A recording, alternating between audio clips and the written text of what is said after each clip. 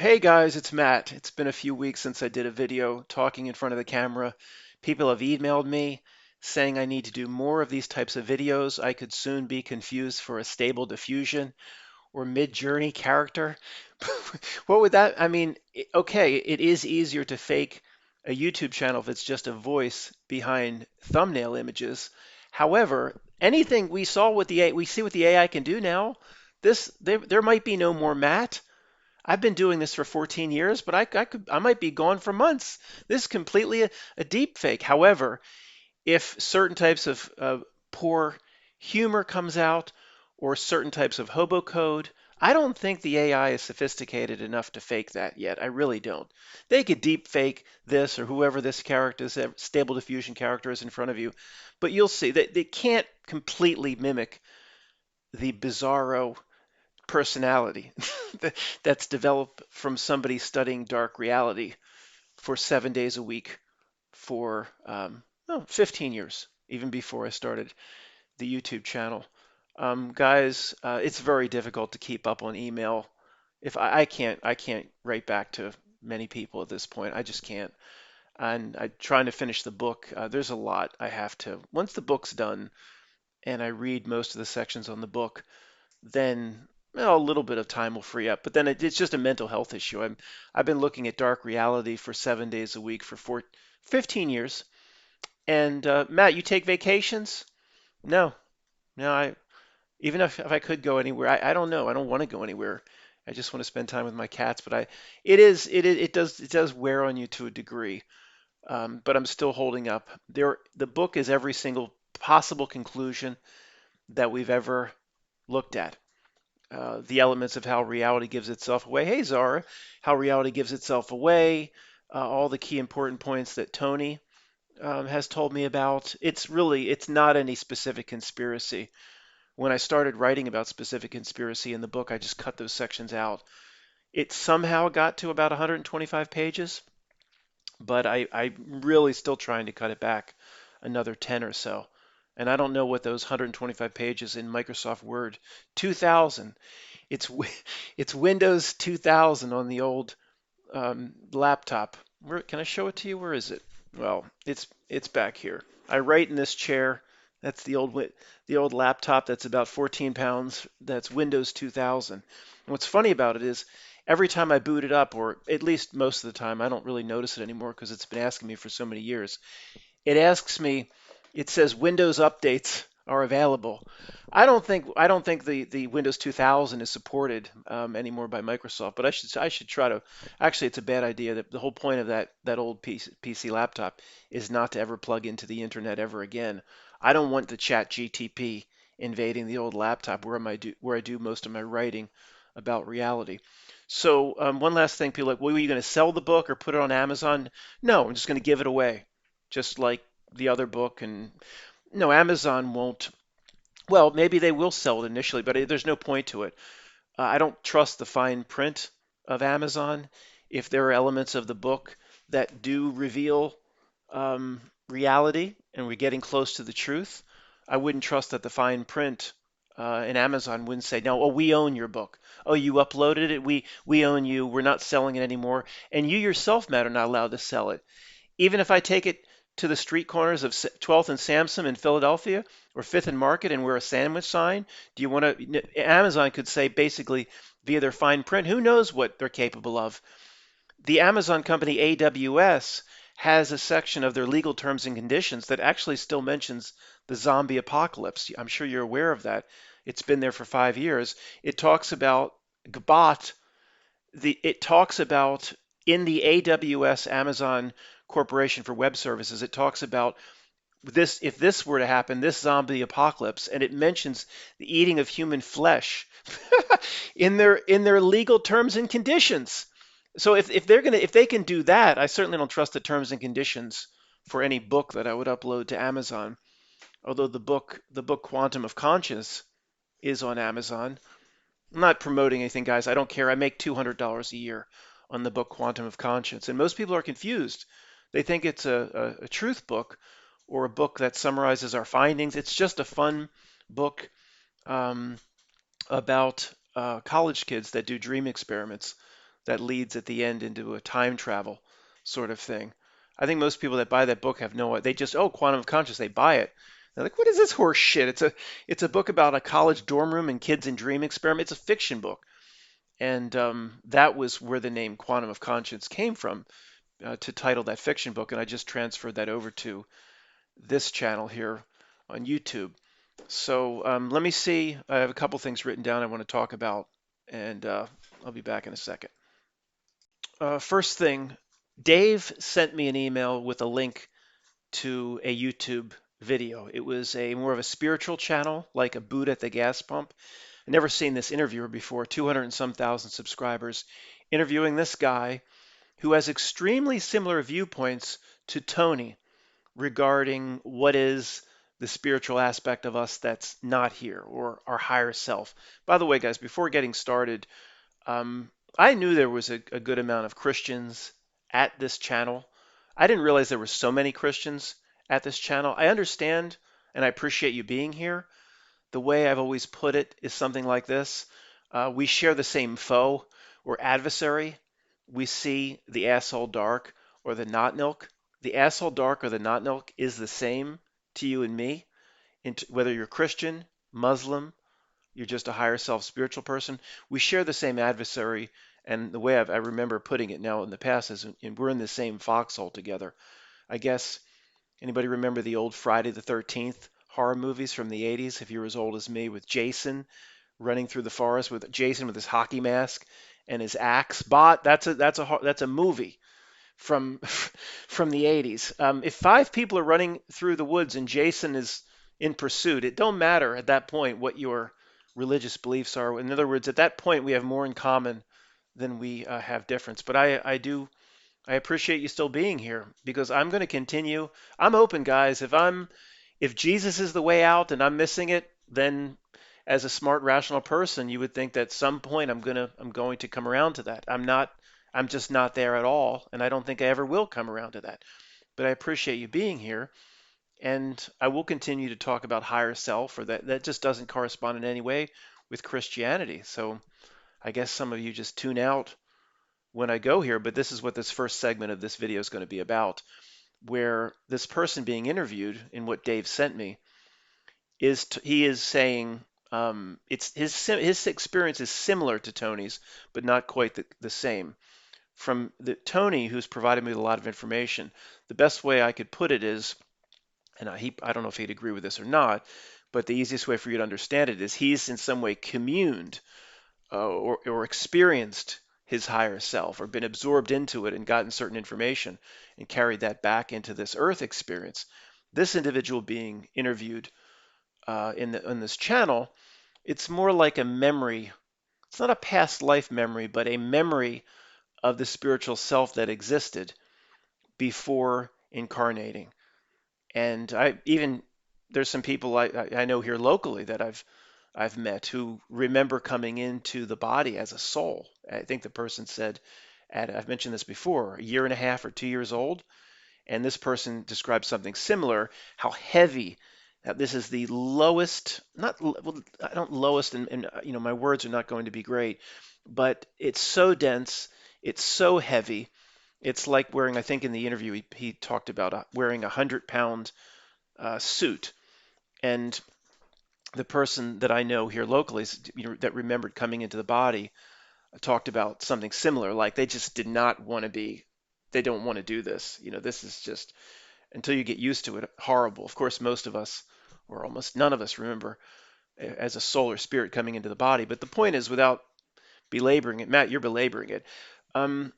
This person had a lot of very interesting, insightful things to say, but it's the same complaints. And I just asked Tony about this via an email.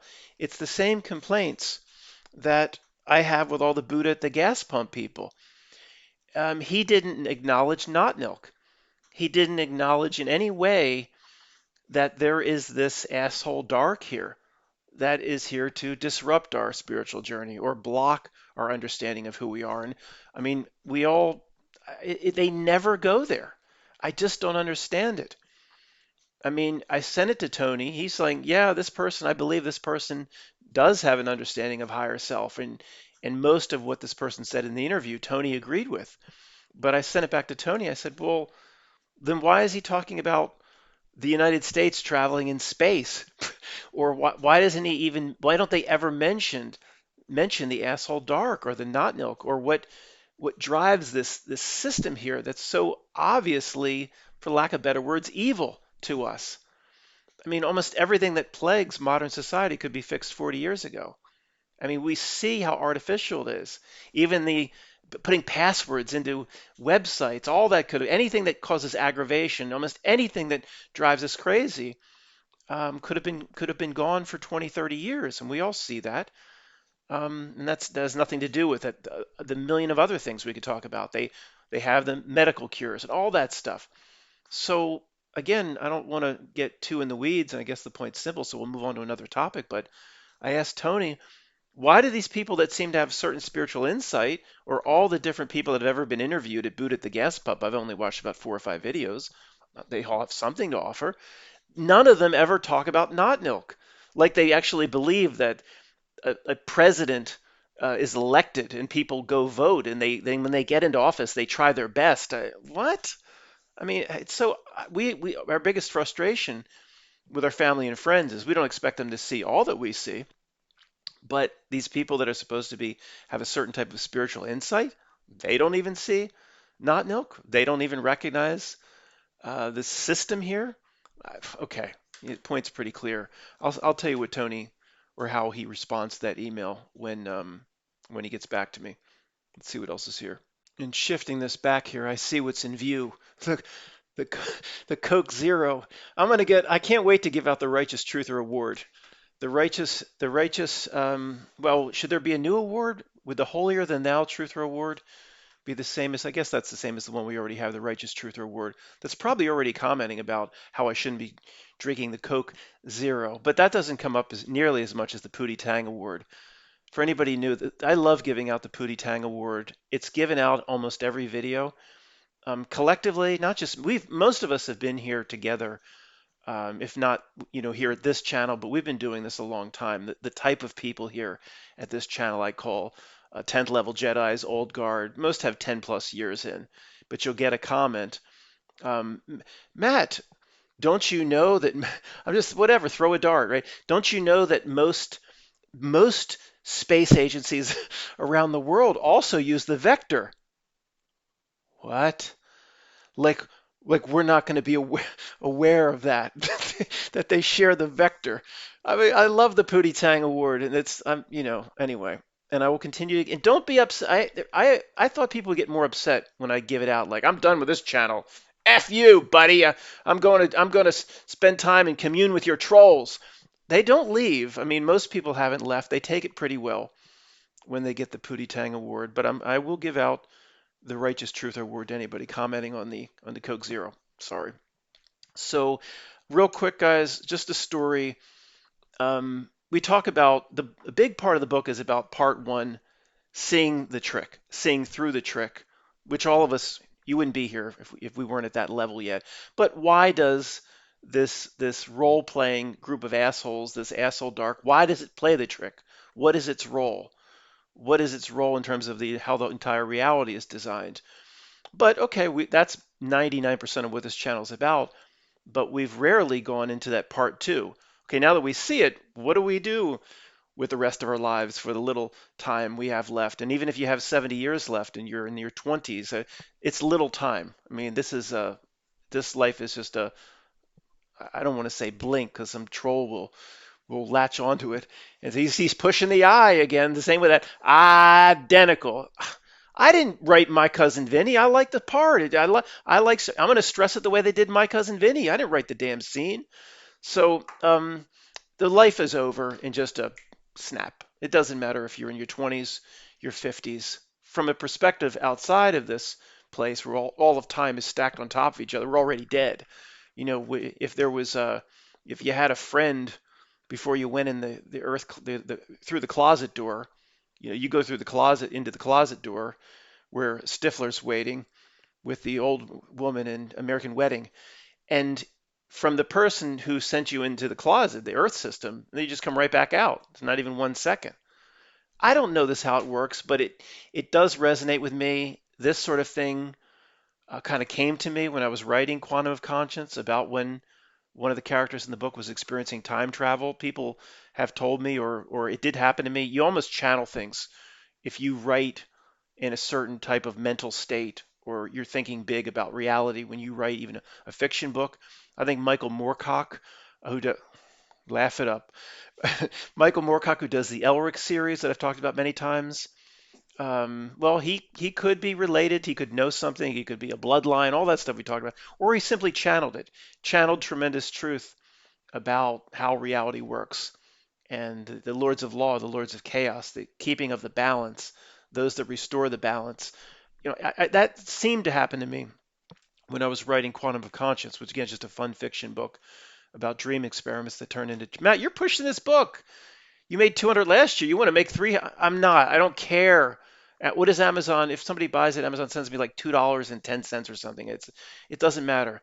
But you can channel truth, I believe, when you write, and that had to do with what we were talking about time, with all of time being stacked on top of each other. After I wrote about that, it's been confirmed by like Tony or people that I've watched via YouTube that I really trust or I believe their spiritual insights. Everybody that seems to resonate with our higher self all confirms that obviously there's no such thing as time. Even what we know of as time here, it's just where you drop the needle on the record, the needle of consciousness. All the music's already laid down, time is already laid down. So the point was, what the heck was the point? So yeah, basically, even if you're just listening to this and you're only 20, I mean, we're already dead, all of us anyway. So it doesn't that's not negative. It's not if you understand there's the fear of death goes to almost zero. Other than the part you can't control. I mean, we are in the body. We will always fear certain things. There's never no one's going to be perfect. If Jason runs around the corner of the shopping center with his hockey mask, you're going to be scared, and we're all going to run away from Jason. No one's ever going to be perfect. We're going to say, I've conquered all my fear. We're not going to be there. We can work on it, and there's so much fear that's induced on us and brainwashed into us. Some people even say, whether you believe this old Anunnaki horse shit that the human body was designed many, many millennia ago, it doesn't matter because whatever it is, this body is designed to, as Tony has recently pointed out to me, not just experience fear to the exponential degree, but to actually be addicted by that fear. Where Tony has recently emailed me saying, it's a chemical response where it's an addiction. The body, even you think you're afraid, but the body or your whole avatar here on Earth is getting something out of it. And it's the reason everybody's wants the fear channels. I mean, I made videos 6 or 7 years ago where I just came out and said, and we were doing a lot of fear stuff back then. I mean, I mean, it was ridiculous what we're talking about. Remember the old days, guys? The WalMarts, the the WalMarts were going to be converted to FEMA camps, and we are all going to be rounded up and put. And you had what was that guy's name? Steve something or other.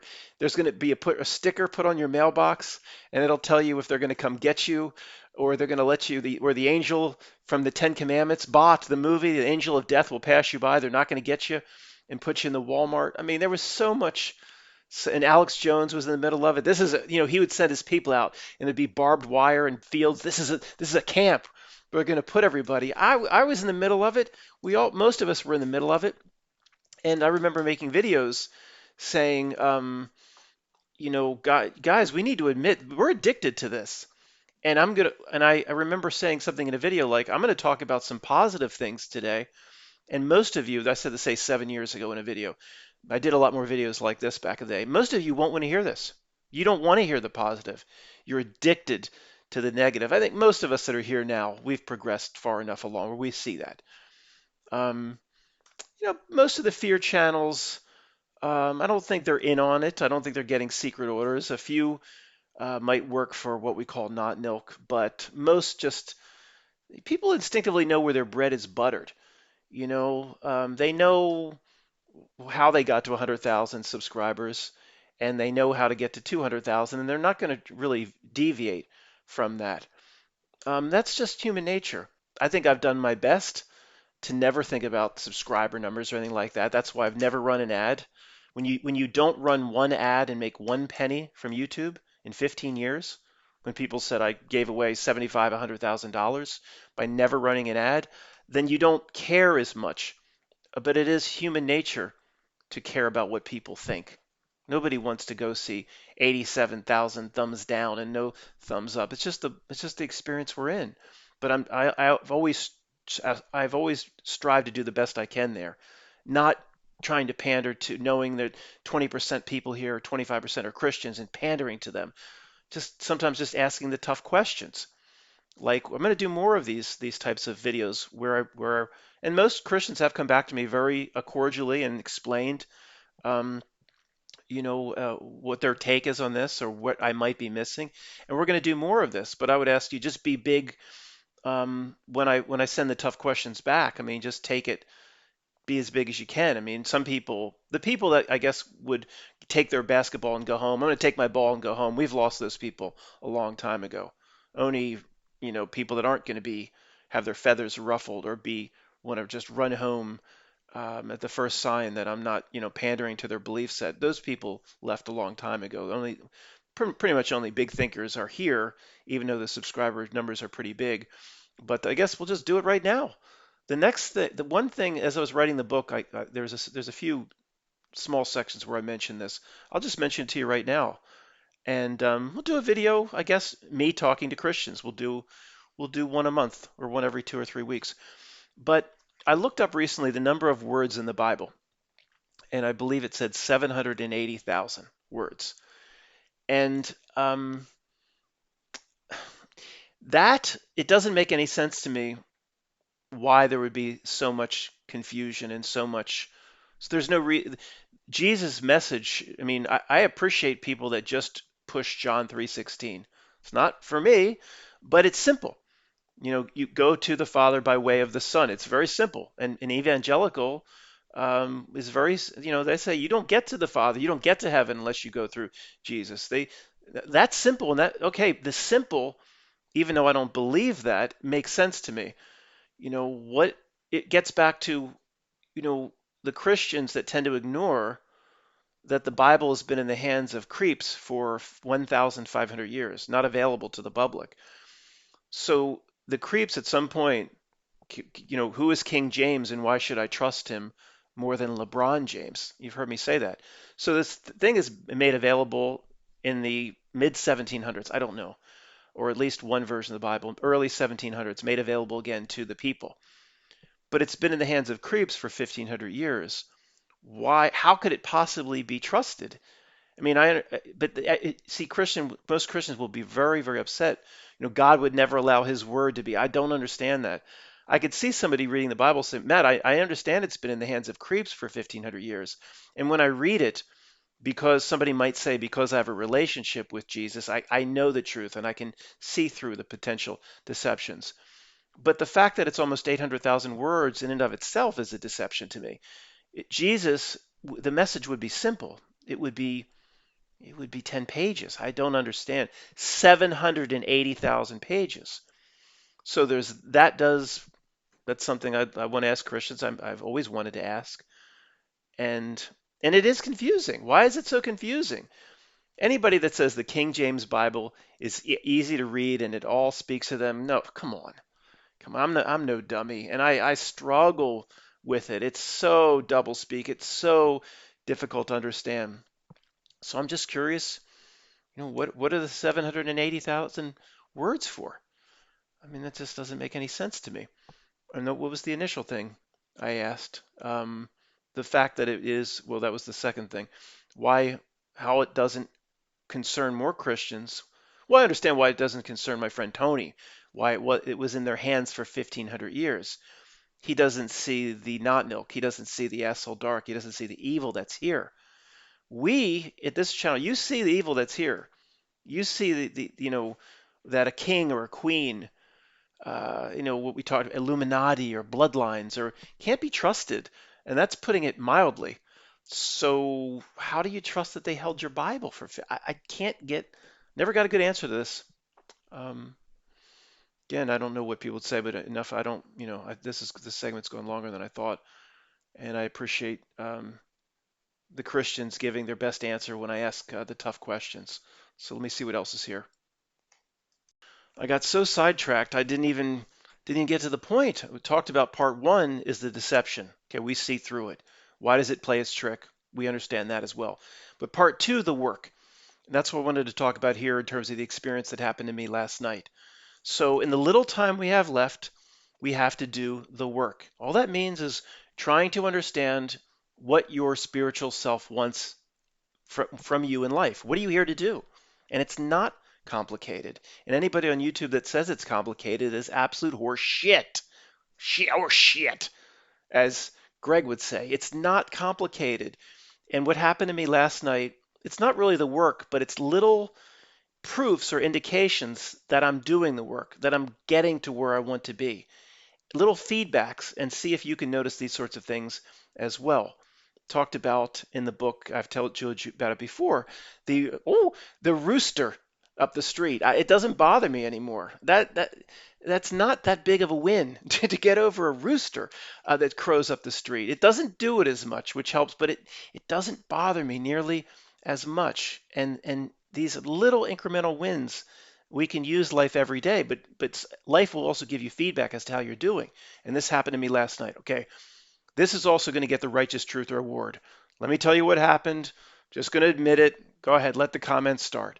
Somebody told me about this Philadelphia 76ers basketball season that's going on now, the playoffs against the Celtics, the Boston Celtics. Now, I've given up on all professional sports except NASCAR. I do watch Penn State football. Somebody said, this is a unique team. Joel Embiid just won the MVP. Matt, watch game four. Okay. What else? Look, I told you I need an escape. I watch dumb movies. I can't just study dark reality all day, all night. I'd be sitting here just slathering syrup all over myself or feces all over. I need an escape. But what else am I going to watch? The Matrix for the millionth time. Okay, Matt, stop apologizing. So it was family members of said, okay, so I'll watch it. And it just turns out that this game four was, I'm not going to lie, I ain't lying. It was exciting. It went overtime. I think professional athletes, for the most part, are bums. Matt, stop apologizing. Pro basketball players, for those, they're lazy, they're bums. I don't think they deserve $400,000, let alone the $400 million, whatever they get. But this was a good game. And so now, okay, last night, game five. Now I'm kind of into it. And this is the point of what I'm trying to say here. I tune into the Sixers for Game Five because now I'm kind of into it. I talked to my family member about Game Four. It was a great game, but then I see that the Westminster Kennel Club or the Dog Show. I don't think it's the same as the Westminster Abbey, but this dog show is in New York City, and the Sixers are coming on. And again, the game before it was just phenomenal, phenomenally great.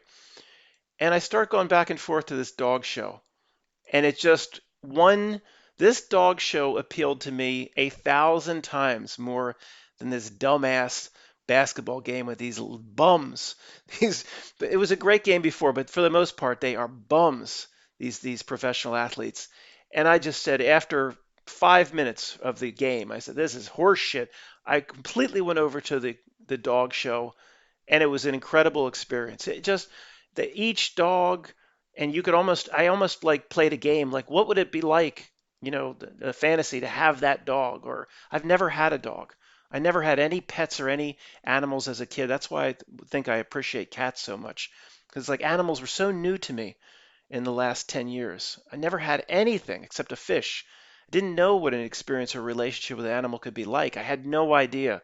I almost used to turn my nose up at people with all their animals. I didn't understand it. I belittled it to a degree in my old Matrix life. Now I completely understand it. But I do want this, I don't have a bucket list. I barely go outside. But I do, this bucket list, if I had it, is I want to own a dog before I die. I want that relationship. Matt, you don't even talk about a relationship with a woman. Yeah, I don't even think about that, but I want Matt, wouldn't a relationship with a woman be be on your bucket list more than a dog? I never thought about it. What if it's I'm not going to say it. No, no, I just a relationship with a dog is on my bucket list. I should maybe a woman. I'll have to think about that some other time. But So I'm picturing what it would be like to own that dog, and it was like a fantasy. Each dog, and there were two breeding classes before the best in show. It was like 3 hours long, and at the end, I was so proud of myself to a degree that I didn't even for 1 second go back to this basketball game. And I was just like, this is an indication that the work is being done, that you are getting better, or you're giving your spiritual self what it wants. Now, again, I stress in part two of the work that these are little tiny things. It's not complicated. This reality wants to make it complicated. Just your sister-in-law is coming over for Thanksgiving, and they'll stay the night and then drive back to Buffalo, New York. And you're not gonna. It doesn't matter what shit she gives you, and you're not gonna like just put on a show like I'll hate her guts, but I'll take her shit. Because no, truly getting to the point where it just doesn't bother you. Her shit, and she'll make you go, there's no fresh towels up here. Well, we came all this way, or whatever the person might be, and not saying, oh, I'll get you your fresh towels, bitch. But not like just going through the motions, truly not caring. And we're not there yet. Most of us aren't there yet. I'm not there yet. I'm rooster until like a week ago, but not quite. But we're not there yet. But just you get to the point where she'll leave, and you didn't even think about it. You're like, it didn't bother me, and her shit didn't bother me. You're like, okay, that's proof. This is working. Whatever I'm doing is working. It's small wins. This life is a mess. It's screwed up. There's a bunch of not milk assholes. It's the systems are there to make you busy. And driver's license renewal. And oh, you want to travel? Oh, you need real ID. You want to travel, you asshole? You need, oh, you're this. We don't take this driver's license. You need real ID. I just got to go back to the same center I was just at. What's it? Well, they're just stamp it. Well, what's that matter? So it's a damn stamp on my license. So now I can fly. What does that mean? I mean, it doesn't, all of it is there to drive us crazy and distract. It's all bullshit. And at some point, when it doesn't bother us, and the sister-in-law doesn't bother us, and we're this little indications we can get that what we're doing is the right thing. So maybe I should do an extra few pages in the book. It's just right. It's probably less than 5 pages now, but the work is part two. Seeing through the trick is not enough. We thought that was enough at one point. I remember saying 5 years ago, we're winners. We see through it. No, absolutely. Okay, now that you see through it, now go do the hard work. We're not winners just because we see through the deception, even though 99 point whatever percent of anybody we interact with will never see through the deception that we do. Why don't the boot at the gas pump people? And this guy talking about his higher self, why doesn't he see through the trick, the overall reality trick? So I don't know what Tony will say about it, why those types of people miss that. I'll let you know what Tony says. But do the work, but then look for the results. Reality will tell you, not that, that it didn't happen at the end of the dog show. I went, wait a second. It wasn't like I was patting myself on the back the whole time going, oh, I'm watching the dog show. I'm not going to watch that Sixers and trying. At the end, I thought, I didn't for 1 second really care about that stupid ass basketball. And I was like in love with experiencing each one of these dogs. And it hit me at the end, the grade that I got. If you're trying to grade yourself as you go along, you're not truly there yet, if you see what I'm saying. So let's see if there's anything else, guys. One thing I wanted to mention, if anybody says, Matt, your personality is a bit different in these types of presentations than if you're just talking over pictures. There's no doubt about it. But I would say to you, it's not because this is a stable diffusion character. Go in front of your computer after this is over. Just turn the mic on and say you've got to talk for 3 minutes. Just try it. It's a whole different part of the mind or the brain that's being used. I'm staring at a camera with an emerald green Lochnar light. It's not when I'm say doing the midnight reality or the microphone. It's this one here. Okay, I'll just show you guys. This is a stand-up microphone, Samson, that I've had for a few years.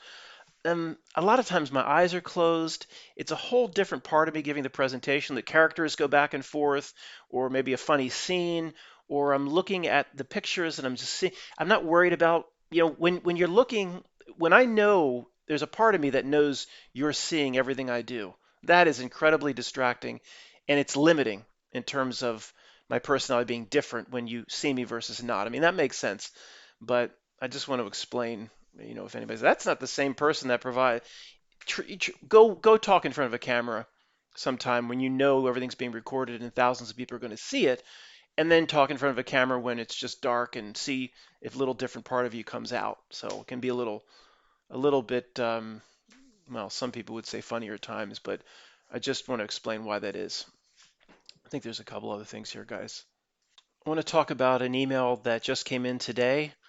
It is about a video I did 4 or 5 months ago on Pat McAfee. To the person that sent me the email, I won't mention your name here. I won't mention any specifics or any details at all, so don't worry about that. But this person, we'll just say, knows Pat McAfee pretty well. Pat McAfee was an ex-punter in the NFL. For those that didn't see my video, then just one of these incredible self-promoters. He's all over ESPN now. He does commentary on ESPN2. He has a show, his own little show going on during Monday Night Football, like a simulcast of Monday Night Football, is involved in 10 different things at once. It's just somebody that, I mean, you'd say is 100% not milk. And this person understood and accepted what I said about this Pat McAfee. The premise of my video was, and this is one area where we probably disagreed a bit, that his rise to fame is completely artificial. That was the premise of my video. And I don't know Pat McAfee, but I can kind of see like a stereotype or a not milk stereotype or a script as to what's going on and what it does to people. I think it brings people like Spike Lee to the top of prominence and fame for similar reasons. Where it says not milk in general says I can use this person. This person will do what I want if I give it certain things. So the person I was emailed me, I think would disagree that his rise to fame wasn't as artificial or like just not milk puppet strings like I was saying. So he was saying, Matt, this person was an incredible self-promoter, would go out and go to high schools and do auditorium events and just be all over and incredible energy and go, go, go. And he would say like he made it more himself. But he generally, I believe, agreed what I was saying in the video about Pat McAfee. I guess I should have said this first, because this person says, I don't recognize that person when they're on television. That's like a caricature. Because, Matt, this person is a good guy. I know this person. This person, like, would potentially volunteer at a soup kitchen or, do a nice thing or come over and help you start your car. This is a pretty good guy or a really good guy I've known for 10 years or whatever it may be. I mean, it's not like his brother, but it's a little bit distant relationship. But okay, but then when I wrote back to him, I said that even proves more.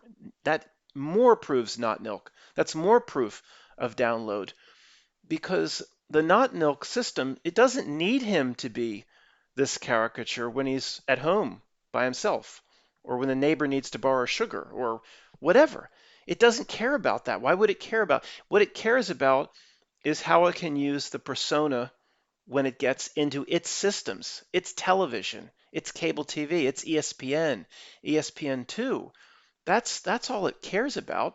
And if this person, Pat, has a completely different personality than what this person recognizes when they meet them, or if that person Pat were to borrow sugar from you, that even more proves what I talk about, the download, the frequency, the radio station.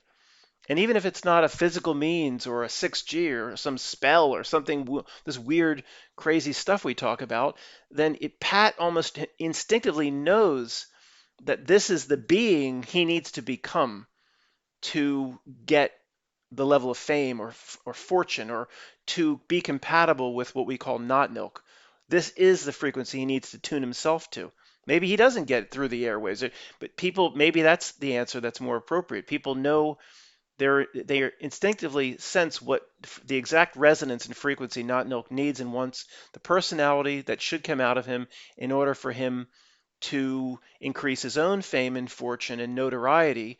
Yet, what's really happening? Not milk doesn't care about his fame and fortune and notoriety. It only will promote that in terms of how it promotes itself, or what it can do, or what he can do for its general egregore. Has it created an egregore for Pat that influences Pat when Pat gets in front of a microphone? Well, Matt, that could be your case. I'm not Pat McAfee on ESPN2. This is you. This is I'm not that much different. I mean, Greg will tell you. Like, I mean, I'm not. This is basically what you see is what you get. I'm not. I'm not. I don't have two different personalities. Okay. When I do close my eyes and I'm doing the Dante Alighieri stuff and some different characters start playing out and some jokes, that's simply okay. That's a little bit different. What I pull forth and what's going to come out if you're just sitting with me here having a beer. But it's there ain't no egregore here. Okay, when somebody like Pat McAfee or these other incredible self-promoters. What's this guy named? Is it Jason Paul or the MMA? And he's got his own energy drinks. I'm convinced that there could be, I mean, literally an egregore of some kind, like we talked about. An egregore is associated with the Rolling Stones or a rock band, and that's associated maybe with these individuals that helps or inspires the individual to do what we say Not Milk would want them to do. So that could explain the difference in this person saying, the person on TV, Matt, I'll give you this. I don't recognize that person compared to the person that I might see down at the local farmers market because I know he goes there okay, but that's even, is there really a difference between egregore driving somebody's personality, uh, the frequency, the download? It's just a way of saying something that's hard to talk about, that most people don't understand, that we see. It's just more proof that this not milk thing exists. And it gets back to the same two sentences.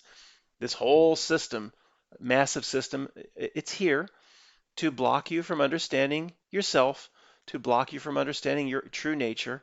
And if you don't understand who you are, your true nature, timeless spiritual entity, etc., then you can't do in this life what you're supposed to do for that timeless aspect of you. All comes down every single time to the same two sentences.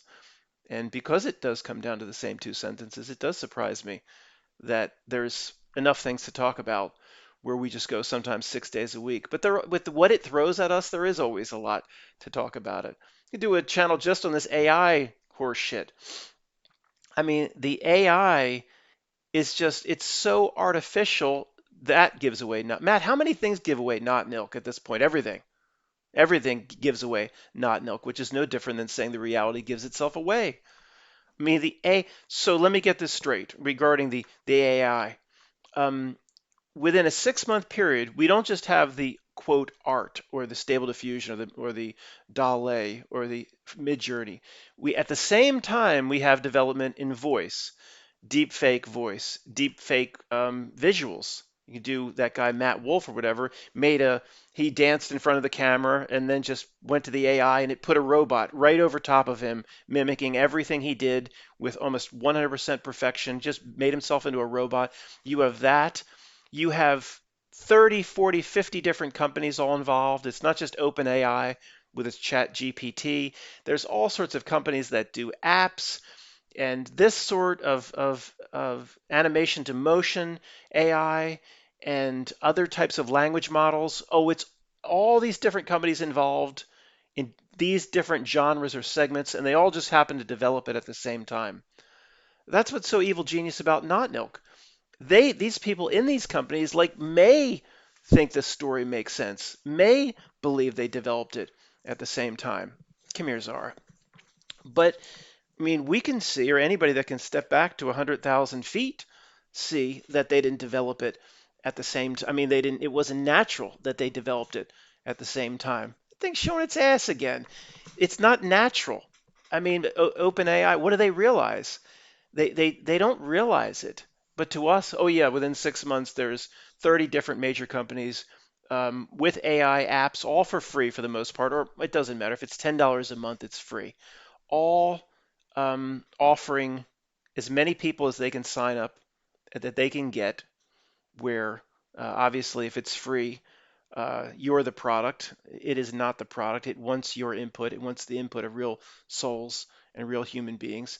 And it all hits at once within a 6 month period. Well, that just, if nothing proves, there's nothing that's proved not milk as much as that.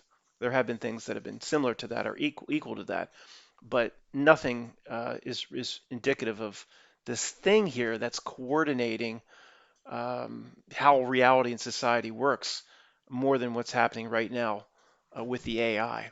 So that might be it, guys. Let me see if there's anything else here. Guys, one other thing, yeah. I watched Moonstruck. I guess it was over the weekend. I hadn't watched it, I don't know, was it 5 years or so? It had been a while.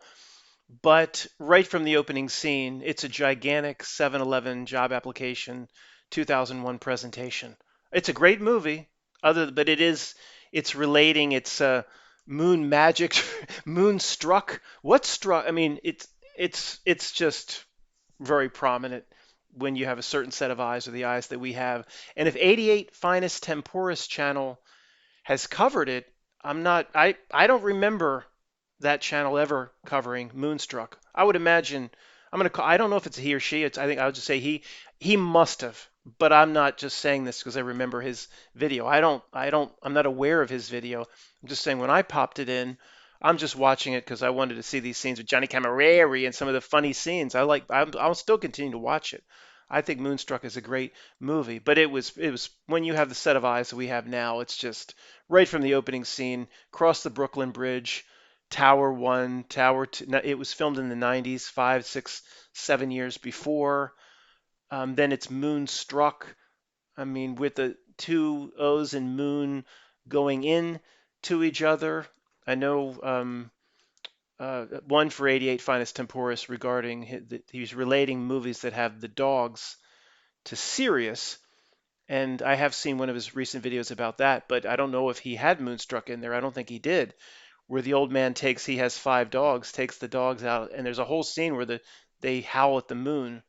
And I don't know if they show the WT pause C at that time, but he's looking in that direction, and you can that's where they live in Brooklyn, looking out over to the towers, and the Italian, the old Italian man, come on, how, ooh, and he gets the looking up at the moon. I mean, it's a giant 7-Eleven 2001 job application presentation.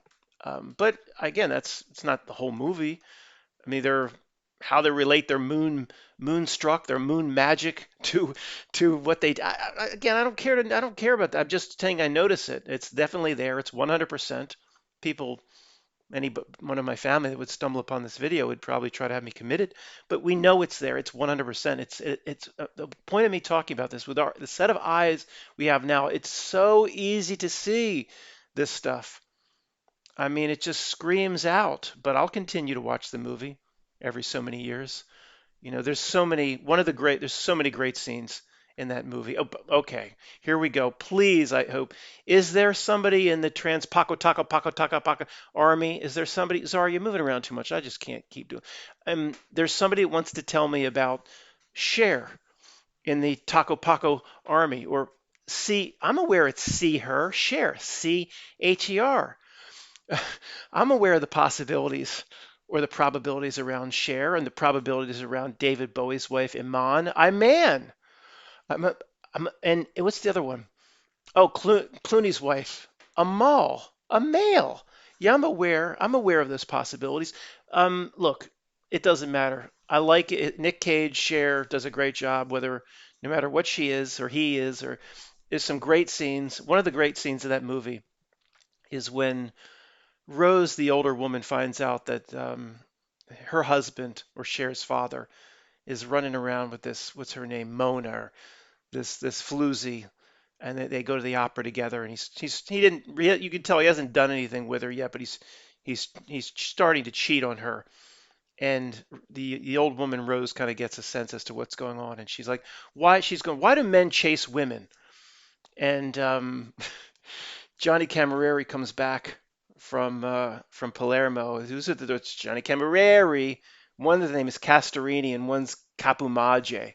3 C's, maybe, okay, but whatever, who cares? Capumage, Castorini, and Johnny Camilleri. So she sits down with him and says, Johnny, let me ask you something. I've talked about this before, but why do men chase women? And he thinks of, because he's still planning to marry Cher at this point. He's going to give the perfect answer to the mother-in-law. Well, when God made him Adam and Eve, he took the rib.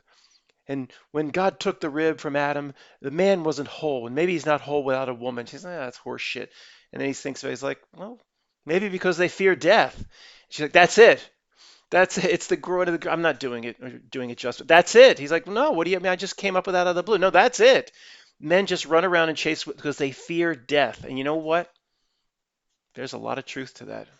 And people do, and it's not just chase women or run around and try to get more girls or girlfriends or relationships.